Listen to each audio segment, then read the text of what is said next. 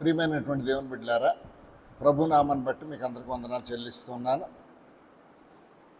మనము అనుదినము క్రైస్తవులమైనటువంటి వారము వాక్యం చదువుతున్నాము లేదా వింటున్నాము. అనేక మార్లు దేవుని వాక్యాన్ని ధ్యానం చేస్తున్నాం. బైబిల్ చదువుతున్నాం, కానీ ఈ లోకంలోనికి ప్రభు అయిన యేసుక్రీస్తు ఎందుకు వచ్చారు, ఎవరి కోసం వచ్చారు, ఇన్ని చదువుతున్నప్పుడు మనము అవి గ్రహిస్తున్నామా?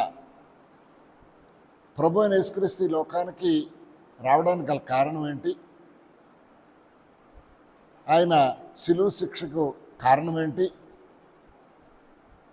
మరణానికి కారణం ఏంటి? మరలా తిరిగి లేవడానికి కారణం ఏంటి అని మనం ఎప్పుడైనా గ్రహిస్తున్నామా? చూద్దాం, కొన్ని మాటలు చూద్దాం.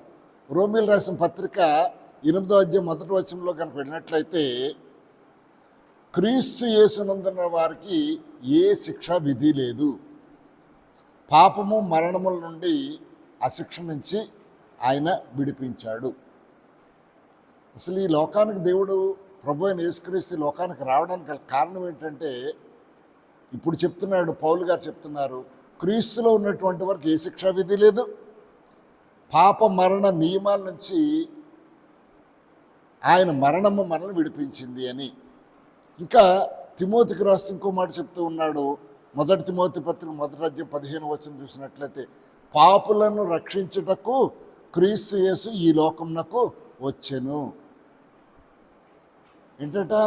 పాపాలని రక్షించడానికి,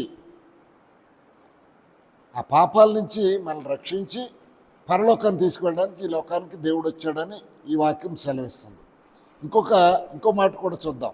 2 కొరింథీ పత్రిక 5వ అధ్యాయం 15వ వచనంలో చూసినట్లయితే, దేవుడు వారి అపరాధములను వారి మీద మోపక క్రీస్తునందు తనతో సమాధానపరుచుకొనెను. ఎవరు? పాపుల తాలూకా పాపాన్ని, అపరాధాలని మన మీద మోపట్లేదట, క్రీస్తు మీద మోపుతున్నాడట. మన పాపములను క్రీస్తు మీద వేసి మనలను దేవునితో క్రీస్తు మరణం వల్ల సమాధానపరుచుకున్నాడని దేవుని వాక్యం సెలవిస్తుంది. ఇంకో మాట కూడా చూసినట్లయితే 2 కొరింథీ పత్రిక 5వ అధ్యాయం 21వ వచనంలో చూస్తే, పాపమెరుగని ఆయన మన కొరకు పాపముగా చేసింది.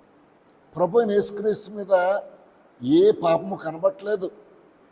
ఇవన్నీ జరిగిన తర్వాత ఈయన పాపులను రక్షిస్తున్నాడని, లేదా రోగులను బాగు చేస్తున్నాడని, కుష్ఠరోగుల దగ్గరికి వెళ్తున్నాడని, పాపాత్మలతో తిరుగుతున్నాడని వీరందరూ, యూదులందరూ తీసుకెళ్ళి రాజు అయినటువంటి పిలాతు దగ్గర పెట్టారు.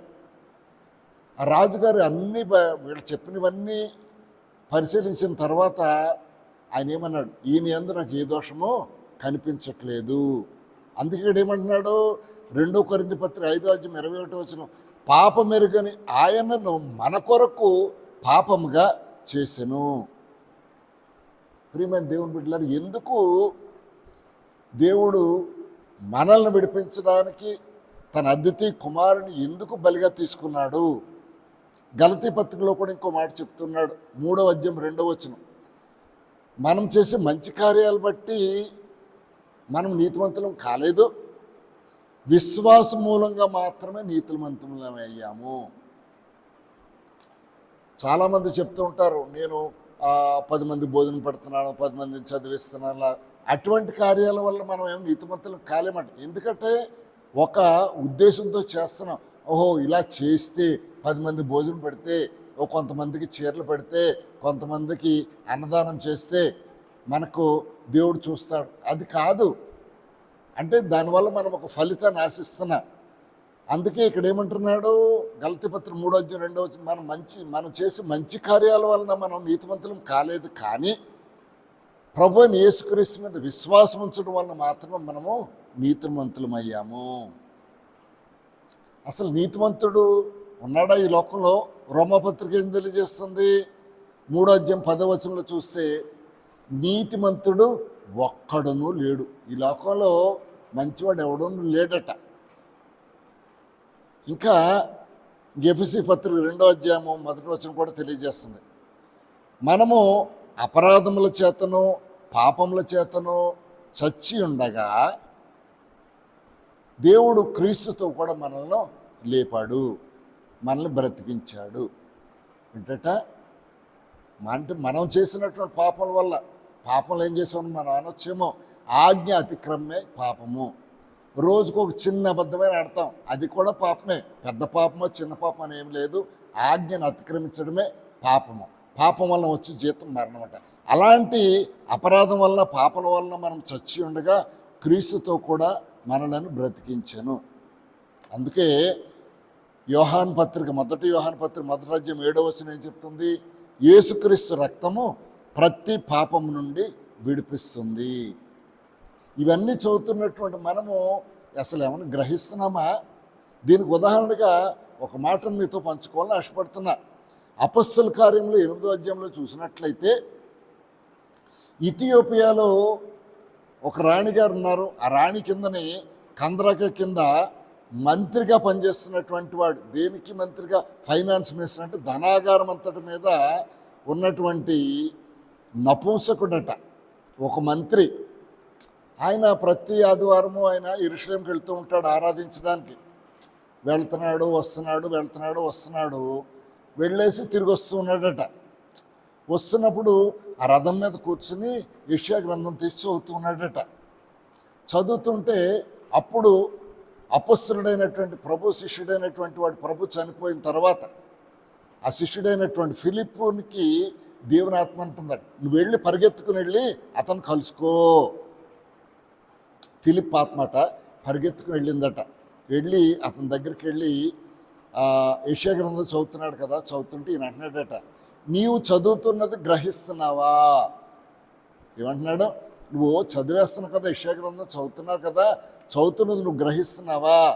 ఏం చదువుతున్నాడు? 53వ అధ్యాయం చదువుతున్నాడు యెషయా గ్రంథం. ఏంటట దాంట్లో ఉన్నది ఏంటట? గొర్రె బొచ్చు కత్తిరించడానికి తీసుకెళ్ళినట్టు గొర్రె పిల్లలాగా నోరు మెదపలేదు, వదకు తీసుకెళ్తున్నటువంటి గొర్రె పిల్లలాగా అతడు తెరవలేదు. మనందరి దోషంలో ఆయన మీద మోపబడెను, ఆయన పొందిన దెబ్బల చేత మనకు విమోచన కలుగుతుంది. ఈ మాటలు చదువుతూ ఉన్నాడట ఆయన. ఈయన అడుగుతున్నాడు, నువ్వేం చదువుతున్నావు, నువ్వు గ్రహిస్తున్నావా? ఆయన అంటున్నాడు, నాకు ఎవరైనా చెప్తేనే కదా, ఎవరైనా నాకు త్రోవ చూపిస్తేనే కదా నేను గ్రహింపగలను.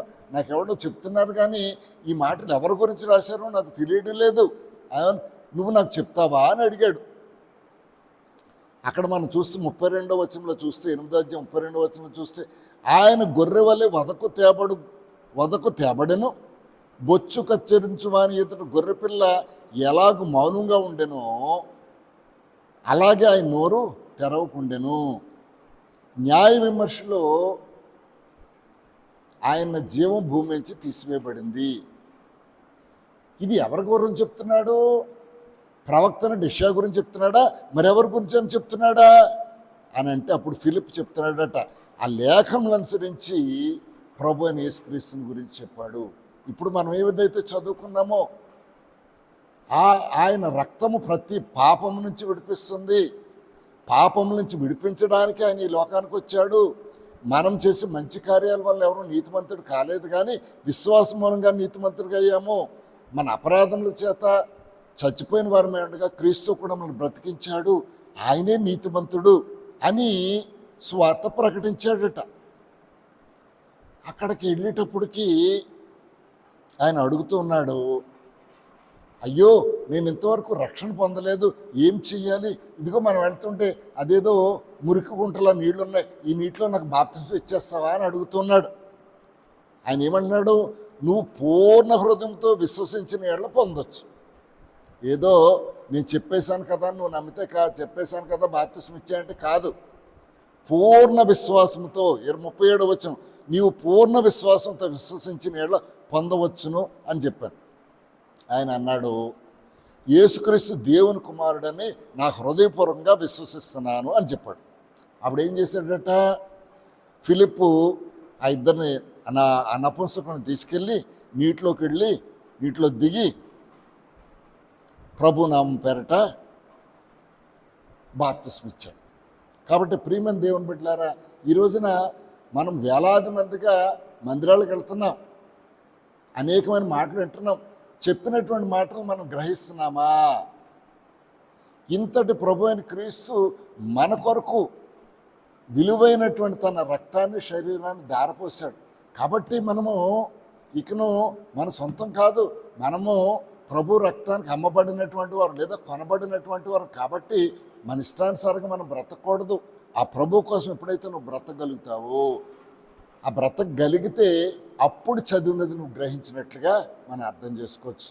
లేదు ఇటు వింటున్నాం, ఈ చెవిలో వింటున్నాం, ఈ చెవిలో వించి వెళ్ళిపోతుంది, ఇది మందిరానికి వెళ్తున్నాము, కానుకలు ఇస్తున్నాము, అన్నీ చేస్తున్నాము అనేది కాదు. చదవబడినటువంటి వాక్యము మనం గ్రహింపుకు వచ్చినట్లయితే అప్పుడు దానికి సంపూర్ణమైనటువంటి సార్థక దొరుకుతుంది. కాబట్టి ప్రియమైన దేవుని బిడ్డలారా, లేఖనాలని చదవండి, వినండి, గ్రహించండి. దైవజనుడు చెప్పినప్పుడు దాంట్లో ఉన్న అర్థాన్ని గ్రహించి దాని ప్రకారం వాక్యానుసారంగా నడుచుకోండి. అందుకనే దావీదు అంటాడు, నీ వాక్యము నన్ను బ్రతికించింది, నా బాధల్లో అదే నాకు నెమ్మదిచ్చింది. నీ వాక్యము నా పాదములకు దీపమును, నా త్రోవకు వెలుగే ఉన్నదని చెప్తున్నాడు. కాబట్టి ప్రియమైన దేవుని బిడ్డలారా, వాక్యాన్ని చదవండి, వినండి, దాన్ని గ్రహించి క్రీస్తు మార్గంలో నడుచుకుందాం. ఈ మాటలు దేవుడు దీవించను గాక. ఆమేన్. ప్రియమైన దేవుని బిడ్డలారా, ఈ వాక్యం మీకు నచ్చినట్లయితే లైక్ చేయండి, ఇంకా ఫ్రెండ్స్కి పంపించాలనుకుంటే షేర్ చేయండి, లేదా అనుదినము ఈ వాక్యం మీకు కావాలనుకున్నప్పుడు సబ్స్క్రైబ్ చేసుకోండి. నాతో పాటు ఏకీపించండి. చిన్న ప్రార్థన చేసుకుందాం. పరిశుద్ధుడా, ప్రేమ కలిగిన మా తండ్రి, మీ పరిశుద్ధ నామానికి వందనాలు చెల్లిస్తున్నాం ప్రభువా. ఇదిగో ఈ దినం వాక్యాన్ని ధ్యానం చేసుకున్నాం ప్రభువా. ఇదిగో చదువుతున్నాము, వింటున్నాము, లేఖనాలను వింటున్నాం, కానీ గ్రహించలేకపోతున్నామేమో. ఆయన మన కొరకే లోకానికి వచ్చాడని, మన పాపం నిమిత్తం ఆయన చనిపోయాడని, ఇక చనిపోయినది ఆయన కాదు, చనిపోయింది నేను కాదు, బ్రతుకున్నది ఆయన కొరకే అని ఆయన కొరకు బ్రతికే కృప దయచేయండి. ఈ లేఖనాలనే ప్రభు అయిన యేసుక్రీస్తు గురించి తెలియచేయబడ్డాయని, ఇదిగో ప్రభు ఫిలిప్ ఆత్మ అతను బాప్తిసం ఇచ్చిన తర్వాత మరి ఎన్నడూ అతను కనిపించలేదట. ఒక్కసారి మాత్రం ఆ జ్యోతిలో కనిపించినట్లుగా మనకు వాక్యం తెలియజేస్తుంది. ఎవరైతే ఇరుకులో ఉంటారో, ఇబ్బందిలో ఉంటారో, శ్రమల్లో ఉంటారో, వాక్యం కోసం దాహంగానే ఉంటారో, వారికి స్వార్థ ప్రకటించి వారిని ప్రభువులోకి నడిపించడానికి నాకు మాకును తగిన శక్తిని దయచేయమని యేసుక్రీస్తు పరిశుద్ధ నామములో ప్రార్థించి స్తుతించి వేడుకొంచున్నాను తండ్రి. ఆమేన్. ఆమేన్.